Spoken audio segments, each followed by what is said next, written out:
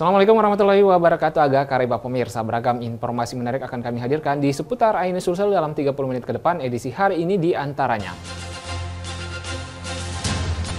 truk menabrak sejumlah kendaraan dan rumah warga.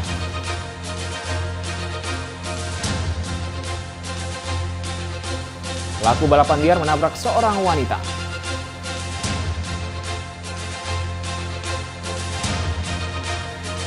Bangunkan sahur dengan menabuh marching band dan bernyanyi. Bersama saya, Rusdi Ansor, inilah seputar Ainis Sulsel selengkapnya.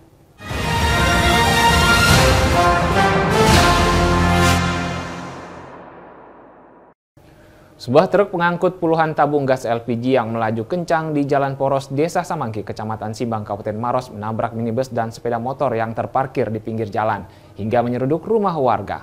Akibatnya 6 orang dilarikan ke rumah sakit.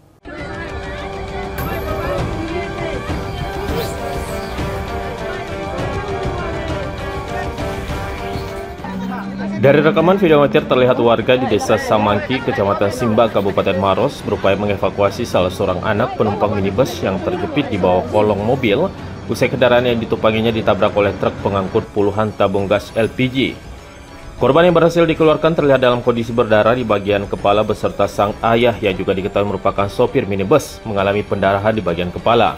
Sedangkan sopir truk yang tak sadarkan diri langsung dievakuasi oleh warga ke rumah sakit terdekat dengan menggunakan angkutan umum yang kebetulan melintas. Diketahui kecelakaan ini melibatkan antara truk muatan tabung gas LPG menabrak sebuah minibus beserta sepeda motor terparkir kemudian menyeruduk rumah warga. Akibat kejadian ini, 6 orang dilarikan ke rumah sakit akibat mengalami luka di bagian sejumlah tubuh, kepala, dan tangan. Namun 3 diantaranya, penghuni rumah yang tengah tertidur di dalam kamar mengalami luka usai tertimpa reruntuhan bangunan. Dalam situ ya Pak, ada berapa orang itu Pak? 3 orang yang korban mana? 3 orang ya Pak. Oh, ini Pak. Pokoknya begini saya keadaannya, saya dengar langsung di sini. Oh, mobil. saya ini apalagi dan tabrak gitu Pak? Ada mobil di depan itu. Sama motor itu katanya terparkir Pak di. Ini antara mobil truk buat tabung gas dengan sebuah mobil minibus dan sepeda motor. Katanya juga tabrak rumah dan dia. Betul, jadi setelah mobil truk tersebut menabrak minibus yang sementara berhenti, kemudian lalu oleng ke kanan, hilang kendali, lalu menabrak sepeda motor, lalu menabrak rumah penduduk. Beruntung tidak ada korban jiwa dalam kecelakaan ini. Petugas unit laka lantas Polres Maros yang tiba di lokasi langsung melakukan olah TKP dan memeriksa sejumlah saksi. Kasus ini masih dalam proses penyelidikan petugas.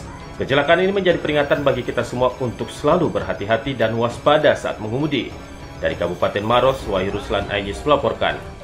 Video amatir merekam detik-detik pelaku balapan liar di Kabupaten Luwu Utara menabrak seorang wanita yang tengah berboncengan dengan adiknya. Akibatnya korban dilarikan ke puskesmas sebelum dirujuk ke rumah sakit.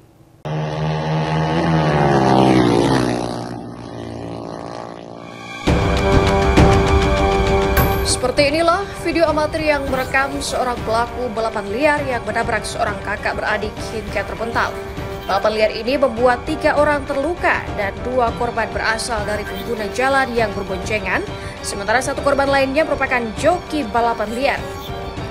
Beruntungnya saat kejadian, sebuah mobil ambulans melintas di lokasi kejadian dan para korban pun langsung dilarikan ke puskesmas terdekat.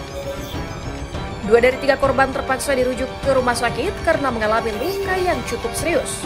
Balapan liar yang terjadi di Kabupaten Luwu Utara sangat marak sejak memasuki bulan suci Ramadan. Selain terjadi jelang berbuka, balapan liar juga terjadi saat malam hari.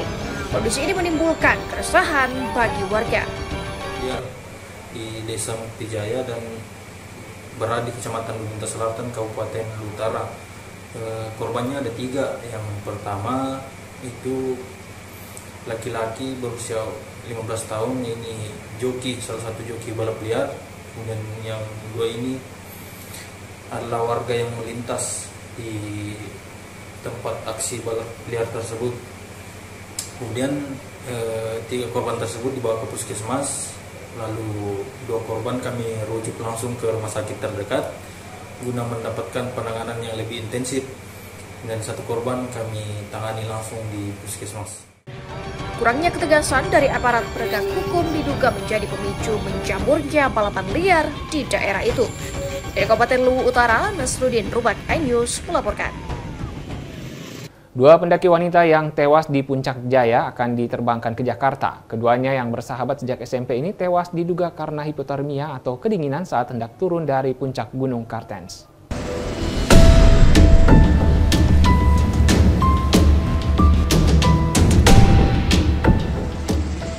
Dua jenazah wanita pendaki ini dievakuasi menggunakan helikopter. Dua wanita bersahabat Lili Wijianti dan Elsa Laksono ini dilaporkan meninggal dunia saat akan turun dari Puncak Jaya atau Kartens Piramid Minggu dini hari.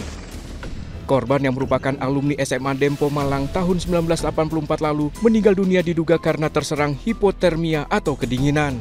Sebelumnya Lili dan Elsa melakukan pendakian bersama 20 orang pendaki lain dengan misi Seven Summit sejak Jumat 28 Februari lalu. Jenazah Lili yang merupakan perancang busana dan Elsa yang merupakan dokter gigi akan diterbangkan siang ini ke Jakarta. Pemirsa, ramai di media sosial diduga rombongan Presiden Prabowo Subianto menerjang banjir di Bogor, Jawa Barat. Dalam video yang beredar di media sosial, diduga iring-iringan termasuk mobil maung milik Presiden Prabowo menerjang banjir. Peristiwa ini terjadi saat Prabowo pulang ke rumahnya di Babakan, Madang, Bogor.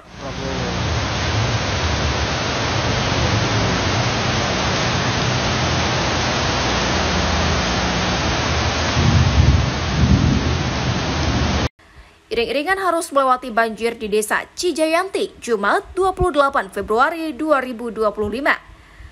Aliran air yang cukup deras tidak menghambat perjalanan rombongan Presiden Prabowo Subianto.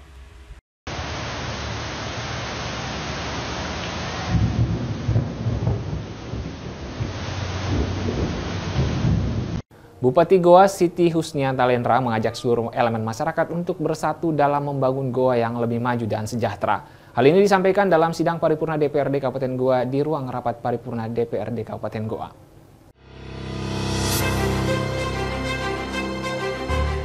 Husnia Talendra menegaskan komitmennya untuk bekerja sama dengan DPRD dan masyarakat demi mewujudkan pembangunan yang berpihak kepada rakyat. Dengan meluncurkan program 100 hari kerja yang mencakup berbagai sektor strategis.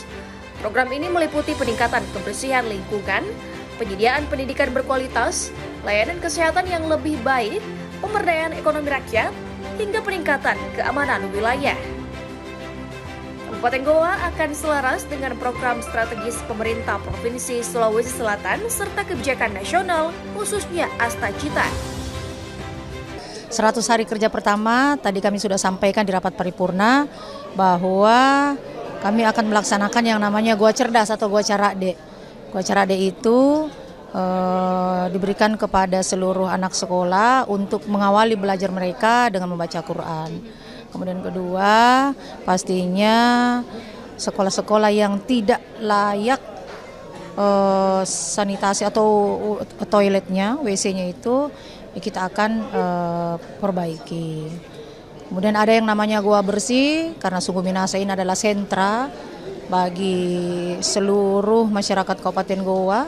Tentunya harus kita jaga kebersihannya dengan melibatkan semua elemen masyarakat, termasuk pemerintah di dalamnya. Dan pasti kemudian ketiga ada yang namanya juga Goa Sehat. Nah, Goa Sehat ini adalah di bidang kesehatan. Masyarakat bisa dilayani kesehatannya secara gratis bagi mereka yang berulang tahun dan lansia. Nah, ini perlu lansia. Perhatian kita pemerintah bukan hanya kepada masyarakat yang muda saja, tetapi juga kepada lansia. 100 hari kami, Ibu Bupati dan saya juga sebagai Wakil Bupati, dan juga memastikan program-program yang ada di visi misi Hati Damai, termasuk salapang program unggulan kami, itu bisa terlaksana. Baik pada kondisi keuangan hari ini maupun di tahun-tahun ke depan. Tetapi kita harapkan dengan program-program yang ditawarkan oleh Pak Prabowo, Presiden Republik Indonesia, insya Allah kita yakin tahun depan akan mulai membaik. Pemerintah Kabupaten Goa berkomitmen untuk mendukung dan mengimplementasikan kebijakan pusat yang berpihak kepada rakyat, terutama dalam ketahanan pangan, peningkatan layanan kesehatan, dan penguatan ekonomi daerah. Sidang paripurna DPRD Kabupaten Goa ini menjadi momentum awal dalam menjalankan roda pemerintahan dan mewujudkan visi pembangunan Kabupaten Goa yang lebih baik. Dari Makassar, Lutfi iNews melaporkan. Baik pemirsa, jangan kemana-mana, usai jeda berikut kami akan hadir dengan informasi polisi menangkap pembunuh ayah dan anak yang diracun. Selengkapnya di seputar iNews Sulsel.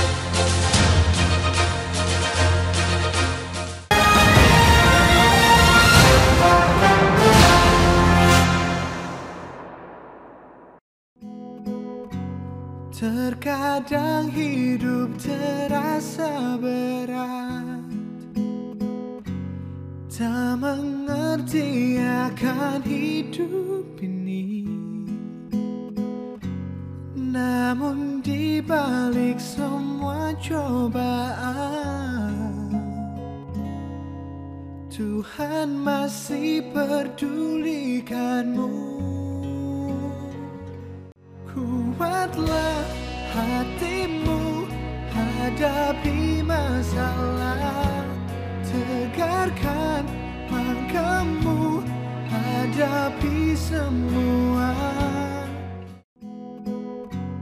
Terkadang hidup terasa berat, tak mengerti akan hidup ini. Namun di balik semua cobaan, Tuhan masih pedulikanmu. Kuatlah hatimu, hadapi masalah. Tegarkan langkahmu, hadapi semua. Terkadang hidup terasa berat, tak mengerti akan hidup ini. Namun di balik semua cobaan, Tuhan masih pedulikanmu. Terkadang hidup terasa berat, tak mengerti akan hidup ini. Namun di balik semua cobaan, Tuhan masih pedulikanmu. Kuatlah hatimu, hadapi masalah. Tegarkan langkahmu, hadapi semua. Terkadang hidup terasa berat, tak mengerti akan hidup ini. Namun di balik semua cobaan, Tuhan masih pedulikanmu. Kuatlah hatimu, hadapi masalah. Tegarkan langkahmu, hadapi semua. Terkadang hidup terasa berat, tak mengerti akan hidup ini. Namun di balik semua cobaan, Tuhan masih pedulikanmu. Terkadang hidup terasa berat, tak mengerti akan hidup ini. Namun di balik semua cobaan, Tuhan masih pedulikanmu. Kuatlah hatimu hadapi masalah, tegarkan langkahmu hadapi semua. Terkadang hidup terasa berat, tak mengerti akan hidup ini. Namun di balik semua cobaan, Tuhan masih pedulikanmu. Kuatlah hatimu hadapi masalah, tegarkan langkahmu hadapi semua. Terkadang hidup terasa berat, tak mengerti akan hidup ini. Namun di balik semua cobaan, Tuhan masih pedulikanmu.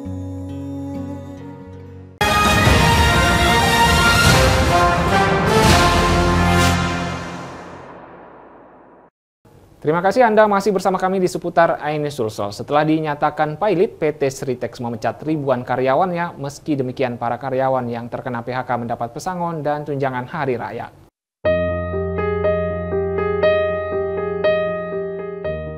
Raut kesedihan terlihat saat Uti Ariyanti menerima kedatangan tim RCTI di kediamannya di Geladak Sari, Boyolali, Jawa Tengah. Uti merupakan satu dari sekitar 10.000 karyawan grup Sritex yang terkena PHK massal pekan lalu. Bagi ibu 3 anak ini, kehilangan pekerjaan menjelang Ramadan menorehkan kesedihan mendalam. Terlebih ia merupakan tulang punggung keluarga, telah bekerja puluhan tahun di PT Prima Yuda Mandiri Jaya, anak usaha Sritex.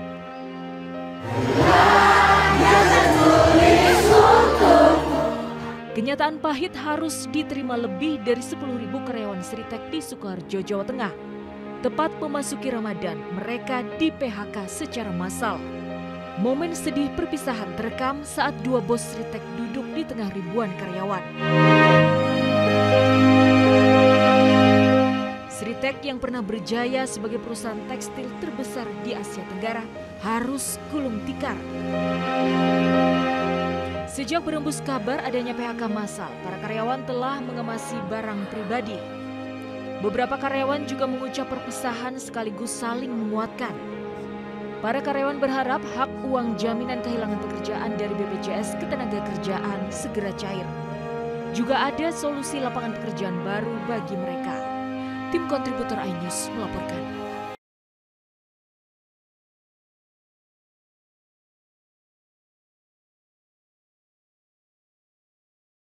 Polisi menangkap pembunuh ayah dan anak yang diracun di Blora, Jawa Tengah. Pelaku yang merupakan orang dekat korban merencanakan pembunuhan karena dendam.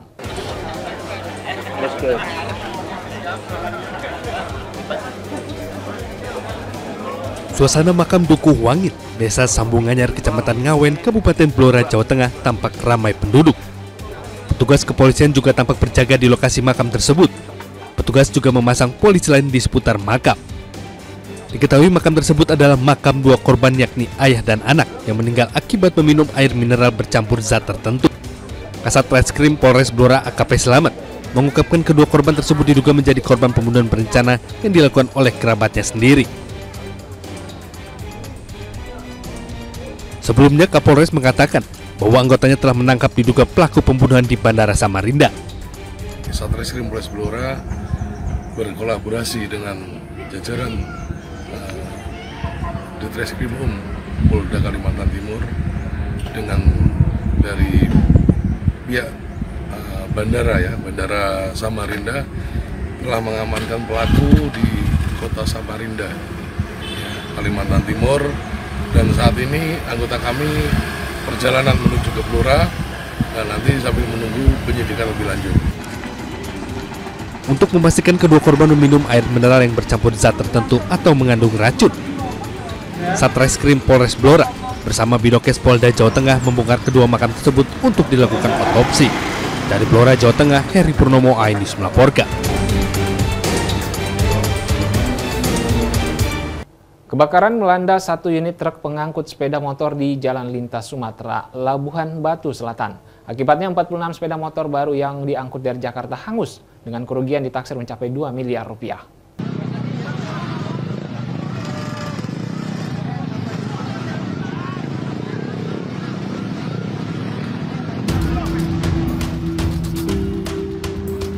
Video amatir warga merekam peristiwa kebakaran yang melanda satu unit truk pengangkut puluhan sepeda motor baru dari Jakarta menuju Medan. Peristiwa ini terjadi di Jalan Lintas Sumatera Cikampek, tepatnya di depan kantor Camat Torgamba, Labuhan Batu Selatan pada Minggu dini hari. Menurut keterangan sang sopir, api berasal dari salah satu sepeda motor yang diangkut. Ia baru mengetahui terjadi kebakaran usai diberitahu pengendara yang melintas.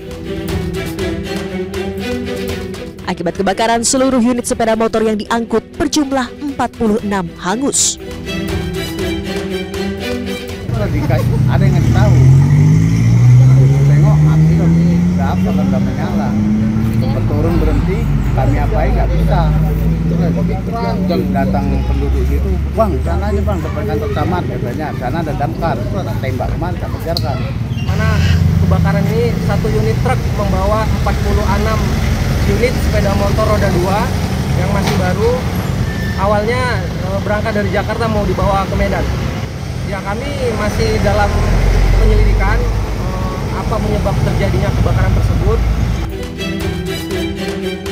Akibat kejadian ini kerugian ditaksir mencapai 2 miliar rupiah. Sementara penyebab kebakaran masih dalam penyelidikan pihak kepolisian. Dari Labuhan Batu Selatan, Sumatera Utara, Randi Kurniawan, iNews melaporkan.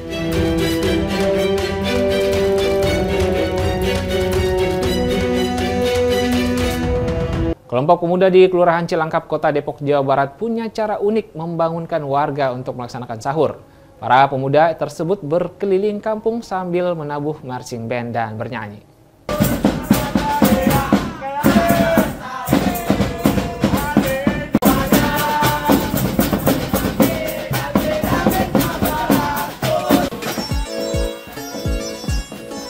Kelompok pemuda di Kelurahan Cilangkap, Kota Depok, Jawa Barat berkumpul dini hari untuk membangunkan warga yang hendak melaksanakan sahur.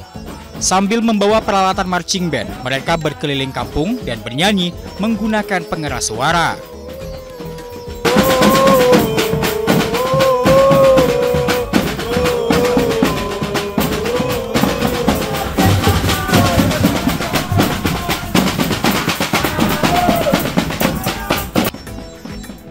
Marching band digunakan sebagai pengganti beduk karena dinilai lebih praktis dan lebih memberikan semangat saat berkeliling kampung. Kebanyakan sih masih sekolah, tapi ada juga yang udah kerja, kuliah juga ada. Nah, ini yang sekolah ini ikut karena memang libur atau gimana? Ya mungkin karena libur juga, terus juga mereka juga mau gitu bangunin sahur buat keluarganya. Ini rutin emang tiap tahun? Rutin, setiap tahun pasti ada kita.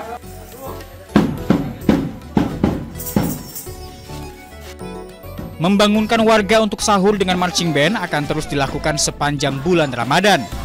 Kegiatan ini dinilai lebih memberi manfaat bagi pemuda dibandingkan dengan berkumpul dan membuat keonaran seperti tawuran antar remaja. Dari Depok, Jawa Barat, Iyung Rizky, iNews melaporkan.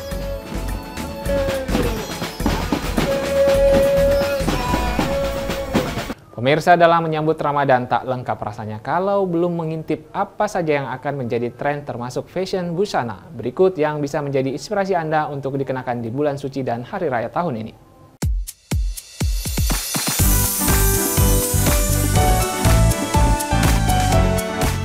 Inilah deretan mewahnya ragam desain busana pada perayaan Fashion Nusantara dalam gelaran Fashion Show di Jakarta.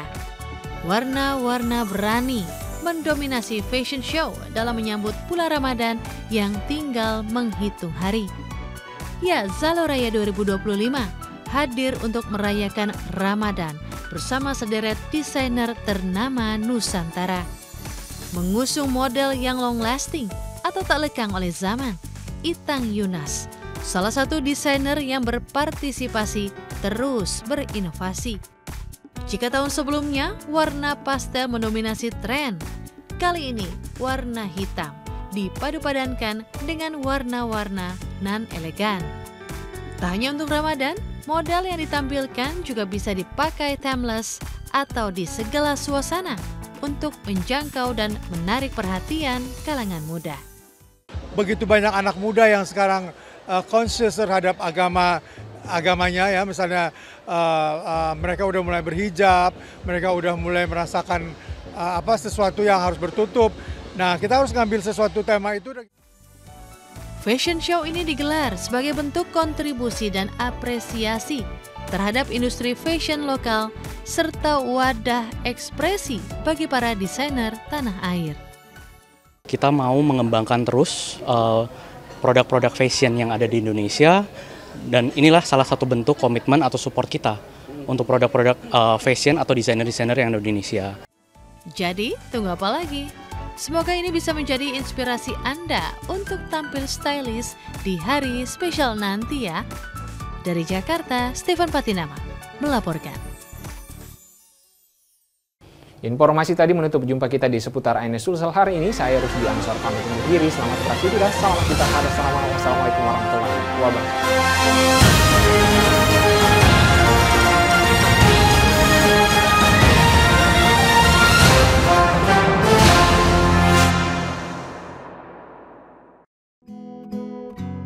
Terkadang hidup terasa berat, tak mengerti akan hidup ini. Namun di balik semua cobaan, Tuhan masih pedulikanmu. Kuatlah hatimu, hadapi masalah.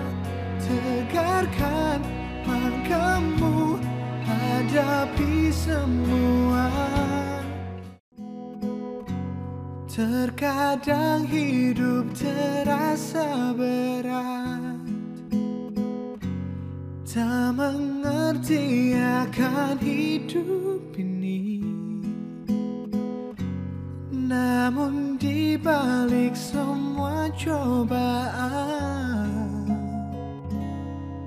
Tuhan masih pedulikanmu. Kuatlah hatimu, hadapi masalah.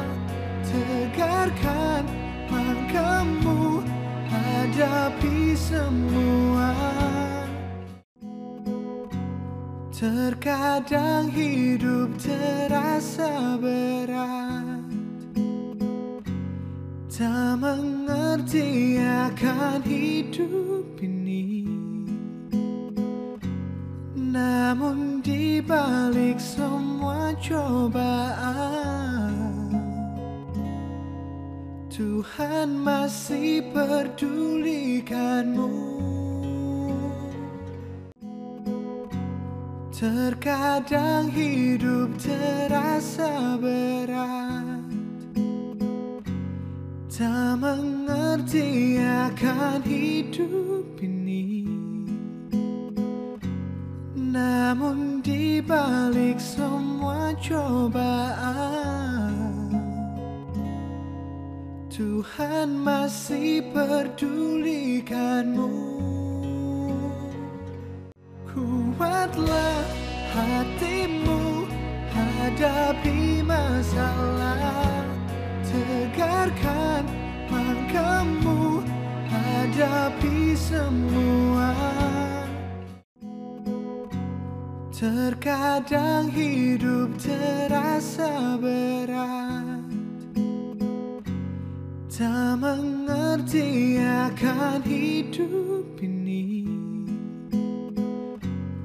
Namun di balik semua cobaan,